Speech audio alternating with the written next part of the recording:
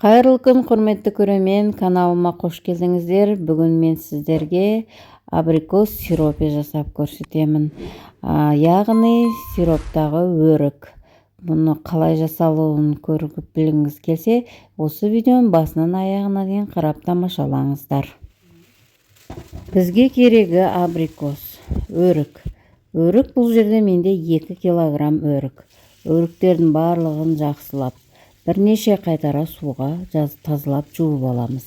Бізге осындай қаттылау сорты керек болады. Қаттылау сортынан алыңыздар, жұмсақтап кеткені бізге қажет емес. Барлығын бірнеше қайтара осылай тазалап жуып аламыз. Енді осы жуып тазалап алған өріктерімізді теңде 2 бөлікке бөлеміз. Бір келкі тегіс бөліп алыңыздар. Ортасындағы дәнегін алып тастайсыздар. Және бір шетінде осындай қаралары болса, оны да кесіп алып тастаңыздар. Барлығын осылай 2 бөлікке бөліп аламыз.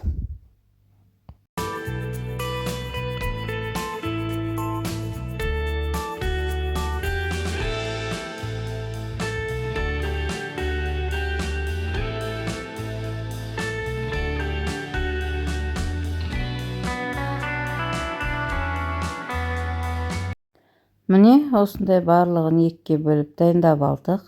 Енді осыны банкіге саламыз. Банкілеріміз стерилденген болу керек. Менде бұл жерде жарты литрлік банка. Банкімізге осылай абрикостарды төңкеріп саламыз. Біріне бірін осылай кигізіп, қатты үстінен баспайсыздар. Тек қана ақырын ғана бірін үстіне бірін салыңыздар.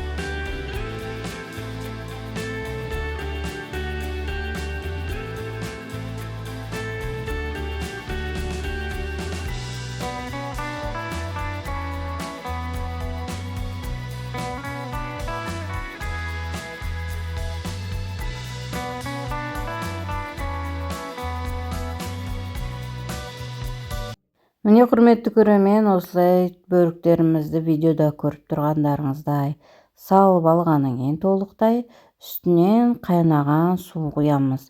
Толтыра үстінен қайнаған су құясыздар. Одан кейін жарты сағатқа бетін жауып қоя тұрамыз.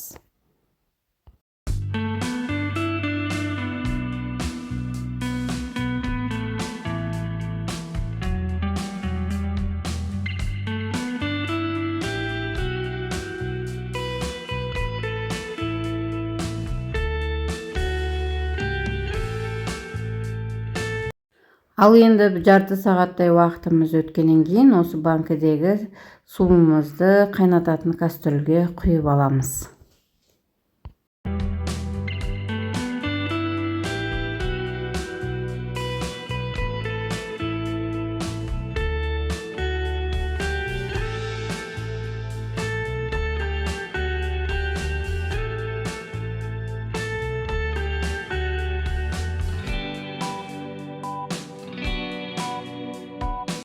Міне, осы сиропымызды құйып алғанда менде 1 литрге бір аз ғана жетпейтіндей сироп шықты. Енді осы сиропымыздың үстіне қантты салып, қантымыз ерігенше араластырамыз.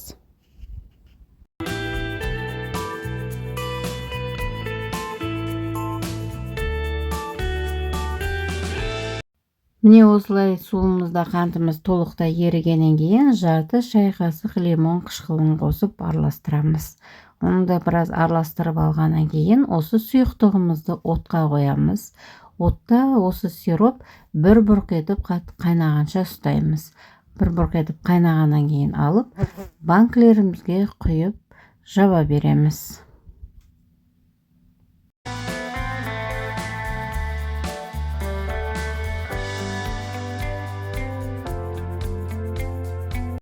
Міне сироп дайын. Енді осы сиробымызды абрикостың үстіне толтыра құйып, банкамызды стерилденген крышкаменен арнайы қақпақ жапқышпенен жабамыз.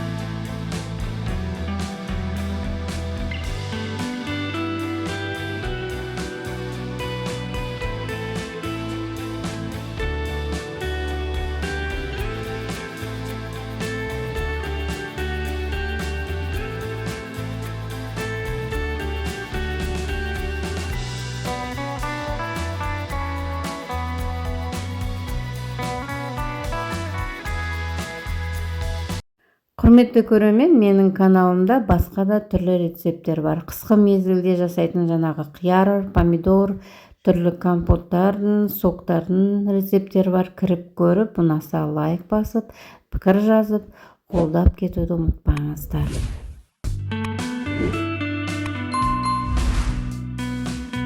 Міне осылай банкамыздың қақпақтарын жауып алғаннан кейін астына орамал төсеп, осылай банкілерімізді төңкеріп қойып, үстін жылылап жауып, бір күнге қойып қоясыздар. Одан кейін алып, салқын погребке немесе кладовкаларыңызға сақтай берсеңіздер болады. Қыстың кезінде рахат магазиннен, дүкеннен сатып алмайсыздар. Пирог, пирожный, жаңағы торт жасасаңыздар, арасына өрік қойып жасайсыздар, ал сиробына тортқа пропитка істейсіздер. Рахат.